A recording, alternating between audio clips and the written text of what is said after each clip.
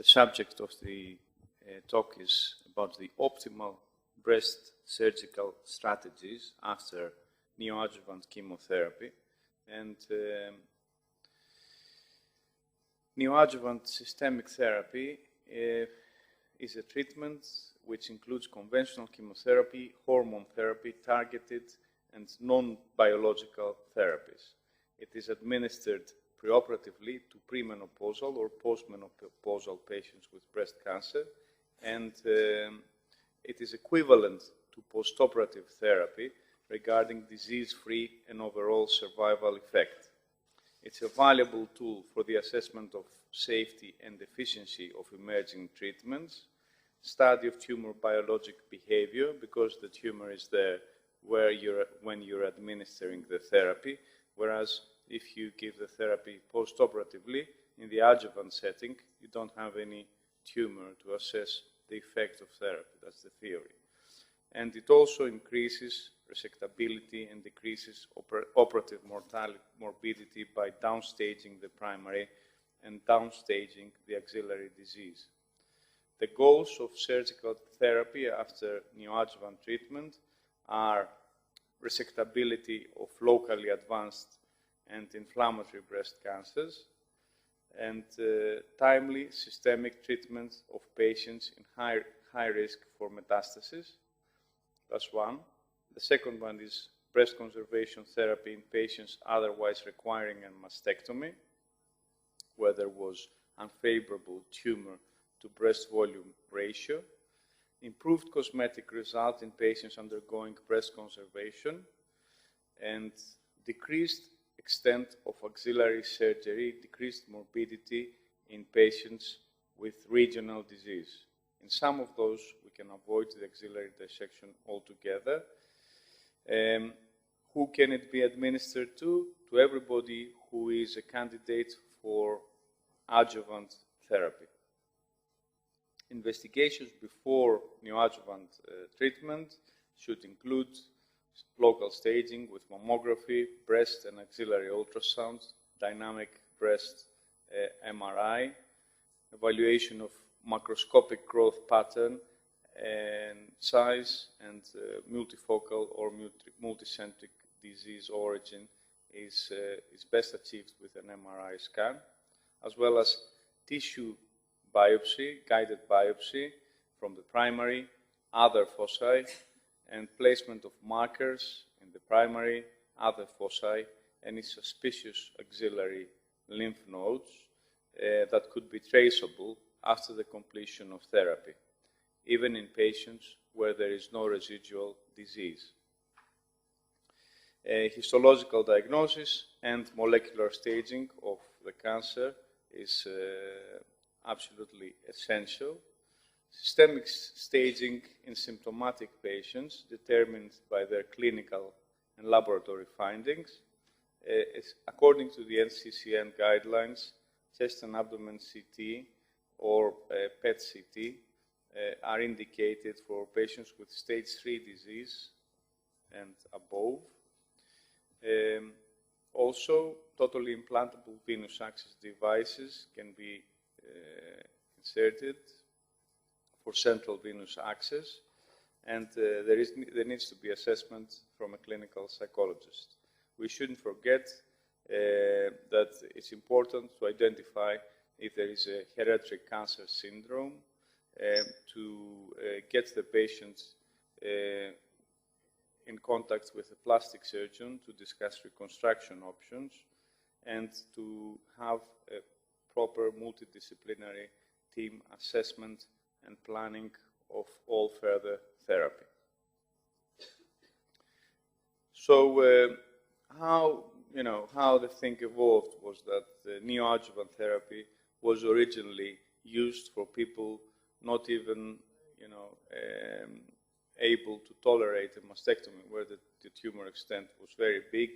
So they noticed that about 13% of them responded completely, and there was no obvious tumor afterwards radiologically, and that improved to about 25% with the addition of taxanes, and nowadays, if you use double targeted therapy, it goes even higher. So this,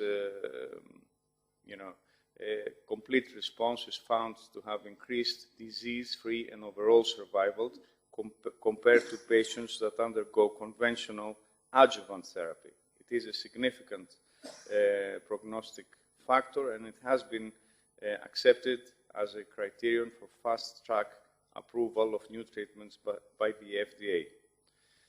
Parallel to that, it has created important questions of what is the optimal surgical strategy following neoadjuvant therapy and complete response in particularly.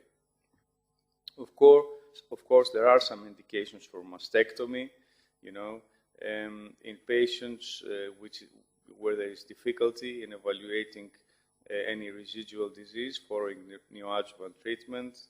The resection of all pre-neoadjuvant, pre-treatment affected breast tissue is not an indication really for mastectomy.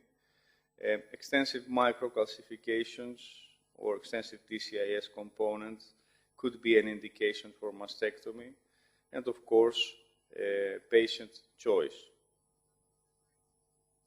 In a meta-analysis, there was a decrease about 16.6% in required mastectomies after neoadjuvant therapy. But in that particular study, many of the patients could undergo breast conservation even before the neoadjuvant therapy. In later studies, the conversion rate to breast conservation surgery has been found to be around 25%. And it is retained. About 25% of people after neoadjuvant therapy undergo conservation, despite the improving results with neoadjuvant therapies.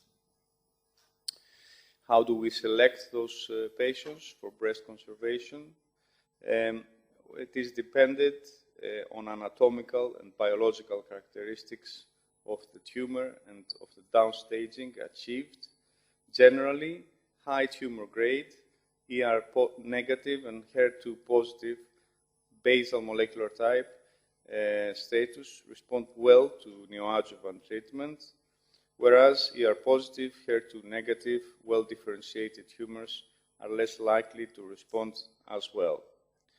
There is a selection tool available for high-risk ER positive, HER2 negative patients. This is some gene assays available, Oncotype DX in particular.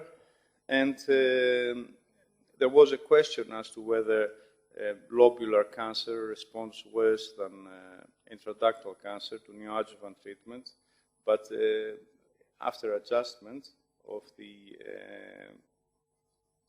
other factors, there seems to be an equivalent response. Complete response is not necessary for breast conservation following neoadjuvant therapy. What is needed is shrinkage of the tumor to allow a conservative excision with clear margins and good cosmetic results. Ideal candidates for this type of intervention are patients with high grade, high proliferation, ER negative, HER2 positive primaries, and they respond better, and the conservation can be achieved in most of them. Of course, some of them respond completely, and this is another thing that we're going to discuss about further, but for the time being, we need to excise all radiologically detectable residual tumor, and if there isn't any detectable, the area of the preoperative marking. There is a percentage of patients, of small percentage of patients that progress during neoadjuvant therapy, and there needs to be some assessments during the neoadjuvant therapy so as to offer salvage surgery to them. All patients should be seen by the treating surgeon before the completion of neoadjuvant therapy, and there needs to be radiological reassessment of response and planning, discussing about the operation details. Where there has been a decision of the operation that is going to follow, especially in the case of inflammatory breast cancer, there doesn't need to be a re-evaluation, obviously. The best timing is about a month to 2 months after the completion of therapy. Obviously, to allow improvement in laboratory results and to achieve maximum oncological effect from neoadjuvant treatment. So, planning of the operation will be dependent on the disease extent at diagnosis, the choice of the patient, the response to neoadjuvant therapy, the genetic testing results. As we say, inflammatory cancer is still an indication for MRM, and we have to keep in mind that patients might change their mind during the therapy, so they need to be re-evaluated, and also the possibility of postoperative radiotherapy needs to be kept in mind, especially regarding reconstruction, so as to discuss it with them and to offer them the best solution. In patients after complete response, we need to still histologically confirm this after excision of the small amount of tissue around the marker, but there are ongoing trials where a reoperation is not performed. So, which is the best imaging modality? Preoperatively, the magnetic resonance mammography can show us significant details of any residual tumor, can help assess the regional disease, and it's better than clinical examination, mammography, and breast ultrasound. Of course, breast ultrasound is better suited for the axilla than the MRI, which has a quite high overall sensitivity. Extensive microcalcifications are a contraindication for breast cancer surgery, but this is disputed, and it has been found that microcalcifications after neoadjuvant therapy are not necessarily related to histological residual tumor foci, but from an interesting meta-analysis published in the Journal of the American College of Radiologists, we can have some rating on the validity of the various radiological investigations before and after neoadjuvant therapy. As far as the breast is concerned, before therapy, we see that mammography and tomosynthesis, ultrasound, and MRM, they all have high sensitivity. After neoadjuvant therapy, however, the MRM prevails, and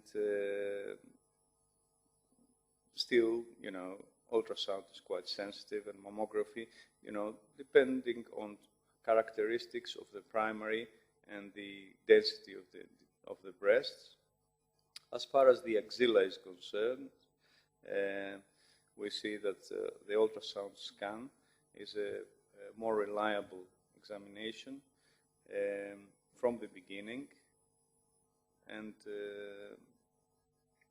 this is more or less the same after completion of neoadjuvant therapy. So, how do we go on about the technique we use?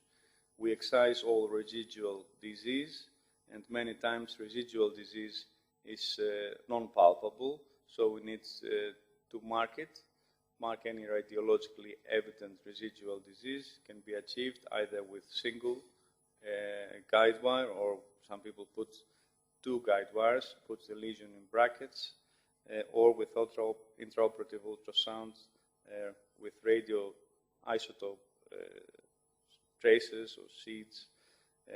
Obviously, the specimen needs to be X-rayed to assess complete removal of the lesion, and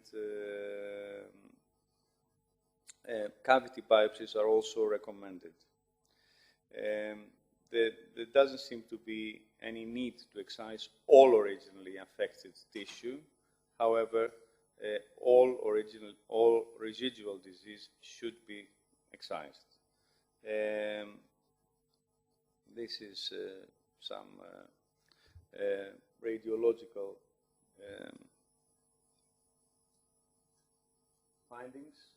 On the top left, you can see the mammographic findings before therapy, where a marker has been inserted into the center of the primary tumor. And after the completion of neoadjuvant therapy, you can just see the marker, but you cannot see the primary tumor. On the bottom side, on the left, we can see the same effects in a preoperative ultrasound. There is also the marker which is visible in the center of what's left. And at operation, the specimen is removed together with a wire and it's X-rayed. But there are some studies available, ongoing, with very good results that show that an operation can be replaced by VAB biopsies. And if negative, nothing else needs to be done. So, the adequacy of the resection is confirmed. Well, cannot really be confirmed 100%, but if there is any suspicious areas, smear cytology can be obtained, or frozen section examination can be ordered, can be performed with their disadvantages.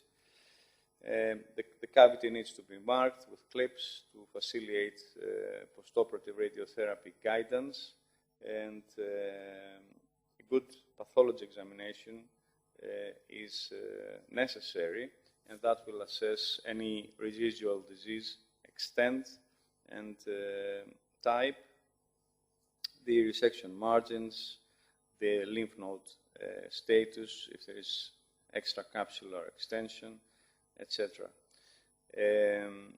There isn't any established guidelines about what happens in positive margins. Obviously, we need to resect all residual disease. More or less, many people use the same tumor on ink rule, and can re-excise any positive margins. However, sometimes the effect of neoadjuvant therapy is not uniform throughout the density of the primary, and this is particularly a risky situation with increased dangers for local recurrence. When we perform a mastectomy after neoadjuvant therapy, skin and nipple preservation are possible. What's needed is clear margins. The specimen needs to be appropriately oriented and marked, and there needs to be a discussion or communication with the pathologist about the therapy and the findings and the orientation and all those things. It is concerning that there is an increase in mastectomies, especially bilateral, with simultaneous contralateral prophylactic mastectomy without a history of hereditary cancer syndrome following neoadjuvant therapy. And this probably relates to increased fears and psychological insecurity of patients when they hear the diagnosis, and the fear of local recurrence. And it has been shown that better communication with the treating team and information about possible complications of reconstruction are necessary in order to provide all the best information and the patients can make up their minds better. And, you know, sometimes allowing some time to think about it and to not commit oneself to an immediate decision about what needs to be done is very useful. How about sentinel lymph node biopsy after neoadjuvant therapy? We know that chemotherapy, neoadjuvant therapy, causes fibrosis and obstruction of afferent lymphatics by tumor microemboli, and this can create a derangement in lymphatic drainage and change of the sentinel lymph node place. What appears to be sentinel lymph node after neoadjuvant might not be the sentinel lymph node before neoadjuvant. Also, there is heterogeneous response of involved nodes, and you know, there have been studies where excessively high false negative results of the sentinel lymph node biopsy have been reported. Generally, the success rate in early studies was, you know, quite variable, and the false negative rate was quite high. But as we got more experience and we starting more homogeneous patient groups, the results improved. And for patients with clinically negative axilla after completion of neoadjuvant therapy, quite a few prospective studies have confirmed that sentinel lymph node biopsy is a reliable method, and it is as accurate as when you do it before the adjuvant. So success rate of now 97%, false negatives of 7%, very good results. Obviously, many people achieve good axillary response following neoadjuvant, you know, between 40 and 50%. It has been reported in the literature, and the effect on the axilla is more profound for primaries that are larger, 2T2 and 2T3, rather than primaries that are smaller. The rate of axillary relapse is the same as it is in patients receiving adjuvant treatment. So really the method is comparable and as reliable.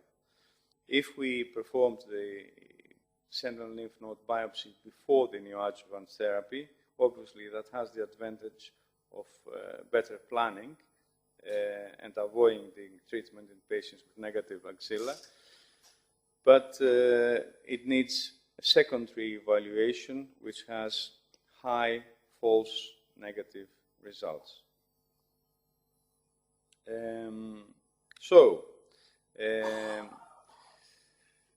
After the, if we perform sentinel lymph node biopsy 2 times, you know, the results are not as reliable. And we need to keep in mind that the axillary complete response rate is up to 70% in some studies, and usually this is associated with complete response in the primary tumor as well. And if we had done the node before, the sentinel node before, then we would risk very high false negatives and unreliable examination results. However, the importance of an accurate sentinel lymph node evaluation is very high after neoadjuvant therapy, because any residual disease is predictive of a high risk of local regional relapse. How about in patients with positive axilla? Can we clinically positive axilla? Can we do it? Should we do it? If the axilla converts to negative, because if it remains positive, obviously it is an indication for axillary lymph node dissection. But if it remains negative, with appropriate technique, there is an acceptable false negative rate. and many trials have shown that if you use double technique, and if you have more than 3 excised nodes, immunohistochemically, no residual findings, not even isolated tumor cells, then sensitivity is high and it's comparable.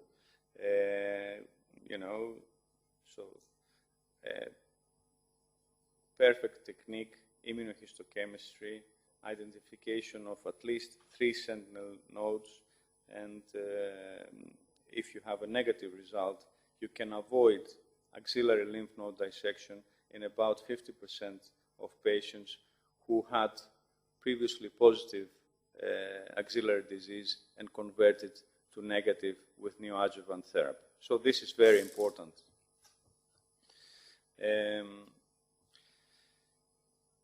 In order to improve this technique and this sensitivity, because obviously not all patients will have 3 sentinel lymph nodes at exploration of their axilla, tagging of the originally involved lymph nodes has been suggested, and combination of the excision of the tagged node plus the sentinel lymph node obtained with the conventional technique has been shown to have high rates of accuracy and sensitivity. The tagged nodes are not the sentinel node in a quarter of the patients, approximately, and they need to be localized, obviously, preoperatively, so you have a double procedure. First, you need to navigate towards the sentinel lymph node, and also you need to find the tagged node, the one that has been marked at original biopsy before neoadjuvant therapy, and this is technically, sometimes challenging, as sometimes they're not the same, those 2 nodes. The specimen needs to be X-rayed again to confirm removal of the marker, and there doesn't need to be a conversion. The sensitivity of this combined method is very high. Again, some X-ray pictures. We have an ultrasound scan of an involved node. There seems to be an area of involvement. So after the biopsy, a clip is placed there, and at completion of therapy, on B, we see the clip which stays in place. Preoperatively, a radioactive seed is inserted, and those seeds typically are labeled with radioactive iodine. And most probes, gamma probes that we use for the intraoperative guidance to the lymph nodes of the axilla, they can be either switched to technetium, used for the sentinel lymph node biopsy, or to iodine, so we can selectively decide to find the sentinel lymph node or the tagged node. Sometimes those 2, they will be the same node, but, so there are some technical ways to do it. Otherwise, putting a guide wire in the axilla is not a very easy thing to do. Neither it is very pleasant or reliable, I would say.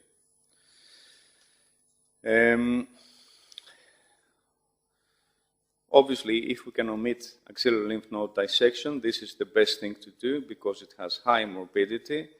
In breast conservation therapy, usually we need axillary dissection if we have 3 or more positive nodes. In neoadjuvant therapy, we need to do it if there is any residual disease. The percentage of residual disease is about 25% after neoadjuvant therapy, and that's in total. And in breast conservation and adjuvant therapy, 13% of people will have axillary lymph node dissection.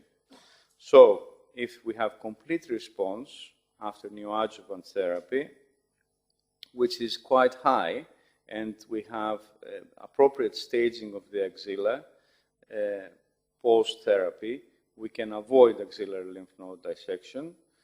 And this is really our only hope of avoiding the complications, the morbidity of axillary lymph node dissection in positive axilla. As far as radiotherapy is concerned, it's not a clear thing whether exactly what's the impact of radiotherapy and surgery are in the management of axilla after neoadjuvant therapy. There are ongoing trials. Nowadays, currently, radiotherapy treatment decisions are based on pre-neoadjuvant therapy staging. But there are trials about randomizing people to chest and axillary radiotherapy after complete response, or to axillary lymph node dissection, or not, or radiotherapy, again, in residual disease. So concluding, patient survival is equivalent between neoadjuvant therapy and adjuvant therapy, post-operative therapy. Neoadjuvant therapy increases breast conservation rates and decreases axillary dissection rates. Patients with HER2 positive and triple negative breast cancer benefit the most, and surgery for breast cancer is evolving and becoming less extensive thanks to the effects of neoadjuvant therapy and radiotherapy. Thank you.